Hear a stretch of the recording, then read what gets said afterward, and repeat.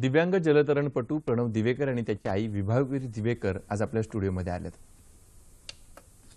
नमस्कार. 9:30च्या बातमीपत्रात तुम्हा दोघांचंही स्वागत. प्रणव, पहिला प्रश्न तुला आहे. राष्ट्रपतींच्या हस्ते आदर्श व्यक्तिमत्व पुरस्कार तू जेव्हा घेतलास तेव्हा काय वाटलं, कसं वाटलं? मला खूप मस्त वाटलं आणि खूप अभिमान वाटला. तो अनुभव कसा होता, काय सांगता येईल?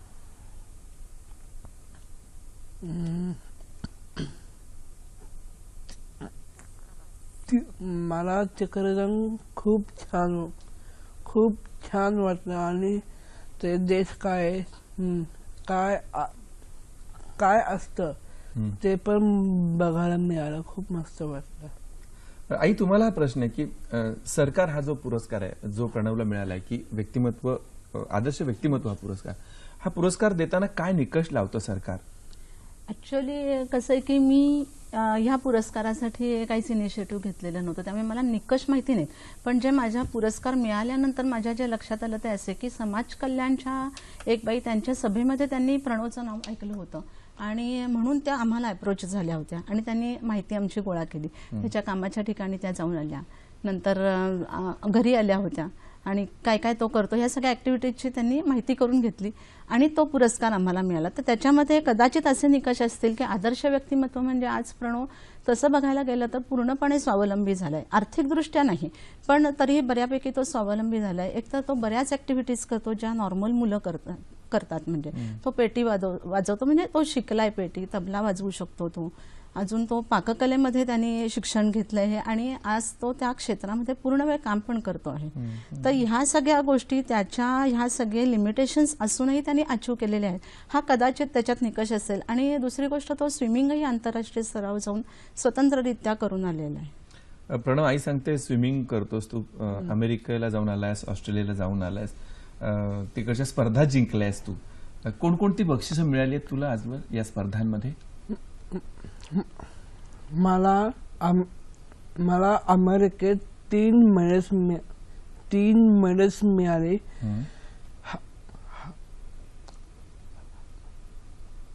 100 मीटर फ्रीस्टाईल मध्ये एक सिल्वर मेडल मिळालं.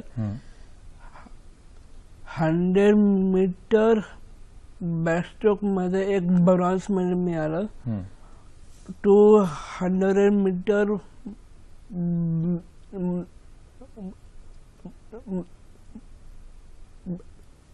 ब्रेस्टस्ट्रोक मध्ये ब्रॉन्झ मेडल मिळाला.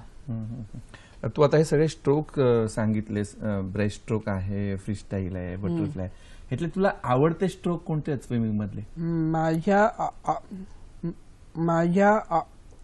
माझ्या आवडीचे स्ट्रोक एक बॅक, एक बॅकस्ट्रोक आणि एक बटरफ्लाय. उलट पोहत जायचं तो बॅकस्ट्रोक ना? हो. प्रणव, मी आता पाहिला ह्या बातमीमध्ये की तू केक सुद्धा खूप छान बनवतो. असं काय काय बनवायची आवड आहे? जेवण वगैरे बनवायची आवड? आम्ही दूरदर्शनचे काही लोक आलो तुझ्या घरी, आई नसताना, तर 5-1 लोकांचा स्वयंपाक करू शकतो? करू शकतो आरामात. येऊ का? चालेल, या तुम्ही. आईला जेवणात मदत करतोस तू? हो, करतो. काय काय मदत करतोस? कशी? मी आईला भांडी लावायला मदत करतो, भांडी करतो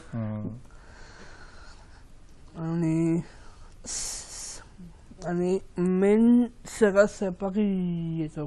पोळी भाजी, भात, आमटी, भात सगळं करतो. तुला आम्ही हार्मोनियम वाजवताना पाहिलं. आईने सांगितलं की हार्मोनियम, पेटी वाजवतोस तू म्हणून. इतर कोणकोणत्या कला तुला अवगत आहेत, त्या आवडतात तुला, ते वाजवायला आवडतात, वाद्य किंवा असं सांग ना. मला पेटी जनरल मध्ये खूप आवडतं. खूप आवडते. मला पेटीत एक पेटीची परीक्षा झाली. दिली परीक्षा? बर बर. आणि दोन तबल्याच्या परीक्षा पण झाल्या. वा वा. अजून तबला पण वाजवतो मी व्हेरी गुड. आणि चित्र काढतो मी. खरं आधी माहिती असतं मी ब्रश आणला असता, कागद आणले असते, तू बोलला नाहीस फोनवर. बर. प्रणवच्या अंगात या कला आहेत, ते लक्षात कसं येत गेलं, कुठल्या वयात, आणि त्या दृष्टीने त्याची पावलं कशी तुम्ही त्याला त्या पावलांवर कसं घेऊन गेलात? ऍक्च्युअली कला लक्षात येण्यापेक्षा त्या कलेची आणि त्याच्यामध्ये जे काय शारीरिक आणि मानसिक मर्यादा आहेत त्याची सांगड आम्ही घालत गेलो. म्हणजे आता या मुलांना फाईन मोटर कंट्रोल नसतो, हा विषय आमच्या डोक्यात होता आणि ह्याला शास्त्रीय संगीताची आवड आहे, ती लक्षात घेऊन आम्ही त्याला हार्मोनियम शिकवायचं ठरवलं की जेणेकरून त्याच्या बोटाच्या हालचालीमध्ये सुधारणा होईल. आणि तशी त्यांनी त्याच्यात परीक्षा पण दिली, प्रगती साधली आणि अजूनही तो ती आवड जोपासून आहे. आणि त्याच्या बोटांच्या हालचाली तुम्ही इतर मुलांच्या ह्याच्यात बघितल्यात तर खूप त्याच्या स्विफ्ट हालचाली आहेत. आणि तसंच आम्ही तबल्याचं सुद्धा की मनगटामध्ये ताकद येण्यासाठी आणि बोटांमध्ये ताकद येण्यासाठी तबला शिकवला. आणि दुसरी चित्रकला म्हणाल तर फिंगर ग्रिप्स येण्यासाठी चित्रकला शिकवायला सुरुवात केली आणि त्यांनी त्याला फाईन मोटर कंट्रोल तर आलाच, पण त्याची बैठक वाढली, कॉन्सन्ट्रेशन वाढलं आणि त्याचा उपयोग आम्हाला अकॅडमिक्समध्ये करून घेता आला, त्या बैठकीचा उपयोग. अगदी अगदी लहान असताना पासून ते ह्या सगळ्या कला अवगत करेपर्यंतच्या प्रवासात पालक म्हणून काय काय अडचणींना, आव्हानं म्हणून आपण त्याला, त्या आव्हानांना कसं कसं सामोरं जावं लागलं, तो प्रवास कसा होता की आज तो एक स्वतंत्र व्यक्तिमत्व, आदर्श व्यक्तिमत्व म्हणून आपल्या समोर बसलेला आहे आणि तिथं जिथे लक्षात येतं की अरे ह्या अडचणी आहेत आपल्या समोर, ह्या समस्या आहेत, त्या प्रवासाबद्दल सांगा. ऍक्च्युअली प्रणव डाऊन सिंड्रोम असल्यामुळे शारीरिक आणि मानसिक मर्यादा ह्या त्याला निसर्गाने त्याच्यावर लादलेल्याच आहेत. आता ह्या मुलांच्या रक्तवाहिन्यांचा आणि श्वासनलिकेचा डायमीटर कमी असतो. उदाहरणार्थ सांगते की काय काय मर्यादा असू शकतात. तर जबडा छोटा असतो, नंतर मसल टोन नसतो, अशा अनेक शारीरिक मर्यादा त्याला आहेत. आता त्याच्यावरती मेडिकल सायन्समध्ये ठोस असा उपाय नाही. मग सातत्याने काहीतरी आपण प्रयत्न करत राहिलं तर त्याचा उपयोग होईल या भूमिकेतनं आम्ही पहिली सुरुवात केली मसाजला. आणि जवळजवळ 7-8 वर्ष सातत्याने त्याचे वडीलच त्याला मसाज देत होते, होल बॉडी मसाज, आणि त्याचा उपयोग फिजिकली त्याला उभं राहण्यामध्ये झाला आणि इतर अवयवांमध्ये शक्ती येण्यासाठी पण झाला. तसंच यांना एक व्हर्टिगोचा प्रॉब्लेम असतो, म्हणजे उंचीची भीती असते, त्यासाठी आम्ही त्याला टेकडीवर न्यायला सुरुवात केली. आता सुरुवातीच्या काही दिवसांमध्ये असं लक्षात आलं की 5-7 मिनिटं ज्या गोष्टीला लागायला पाहिजे त्यासाठी त्याला पाऊण तास लागत होता, पण एवढं कष्ट करून वर गेल्यावर सुद्धा त्याला आनंद मिळत होता. तर का तर त्याला ते निसर्गात गेल्यावरती त्याला एक आनंद वाटत होता म्हणजे, आणि त्याची सांगड आम्ही थोडी त्याची मानसिक जडणघडणीसाठी करून घेतली. आता कसे माणसाचा मेंदू, म्हणजे आता आम्ही असा विचार केला, एक अशी माहिती होती की हा मेंदू कधी या मुलांचा आणि कसा कार्यरत होईल याविषयी डॉक्टर काही सांगू शकत नाही.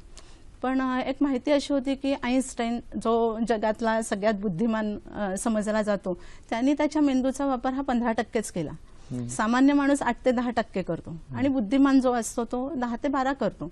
तर आम्ही असा विचार केला, ह्याच्या बुद्धीचा जास्तीत जास्त वापर करण्यासाठी किंवा बुद्धीचा वापर वाढवण्यासाठी आपण निसर्गाचं, म्हणजे ह्याला जी त्याची आवड आहे त्याची सांगड घालू शकतो का. कारण शेवटी निसर्गातनं पण आपल्याला अनेक गोष्टी शिकायला मिळतात. म्हणजे माणसाची जी जडणघडण होते मनाची ती संस्कारातनं होते आणि निसर्ग पण हा त्याच्यामध्ये एक महत्त्वाचा घटक मानतो म्हणजे आपण. तर त्या दृष्टीने आम्ही छोट्या छोट्या पिकनिक काढायला लागलो. दुसरी गोष्ट की संवादाच्या माध्यमातून मानसिक आरोग्य नक्की सुधारतं आणि त्याच्यासाठी सोशलायझेशनची खूप गरज आहे. आणि त्यासाठी आम्ही सोशल फंक्शन्स, उदाहरणार्थ मुंज, लग्न किंवा अनेक गाण्याचे कार्यक्रम जे त्याला आवडतात अशा ठिकाणी आम्ही त्याला घेऊन जायचो आणि कार्यक्रमाहून आल्यावर त्यावर आम्ही चर्चा करायचो. मग तुला त्यातलं काय आवडलं, काय नाही, मग काय योग्य अयोग्य होतं, या सगळ्याची त्याच्या मनामध्ये मीमांसा व्हायला सुरुवात झाली आणि त्यातनं तोही संवाद साधायला लागला. त्यातनं त्याचा शब्दसंग्रह वाढला आणि त्याला स्वतःची मतं तयार व्हायला लागली त्याची.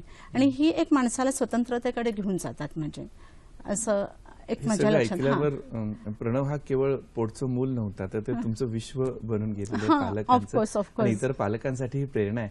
छोट्या छोट्या तक्रारी करणारे पालक आपण पाहतो की हा अभ्यासच करत नाही, हा ऐकतच नाही, हा उलटच बोलतो.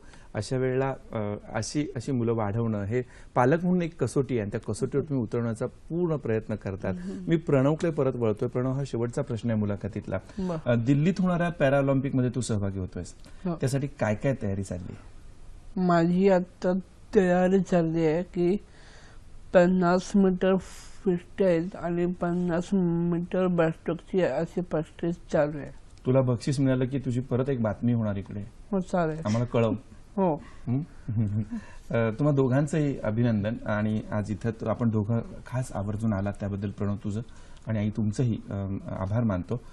प्रणव, शुभेच्छा तर आहेतच तुला. मेहनत कर आणि हे बक्षीस घेऊनच आहे. आणि तुमच्या ह्या सगळ्या पालकांच्या ह्याला मी सह्याद्री वाहिनीच्या सर्व प्रेक्षकांतर्फे सलाम करतो. इतर पालकांना प्रेरणा देणारी अशी ही मुलाखत आहे. दोघांचे धन्यवाद. थँक्यू.